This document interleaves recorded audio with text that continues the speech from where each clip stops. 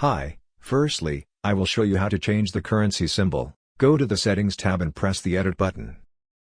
Find there the currency symbol field and change the symbol, for example, the euro symbol.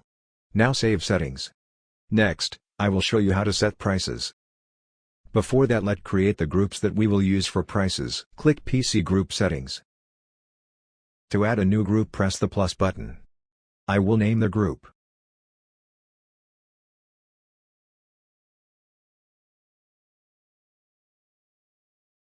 Now, on Member Groups, click plus and create a group.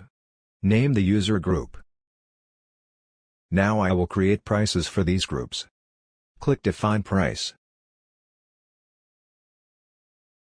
To add a new price, press the plus button. For example, I will create firstly prepaid price. Select the PC group on which this price will be applied. Now select the member group to apply this price only to prepaid. And we have done with the price.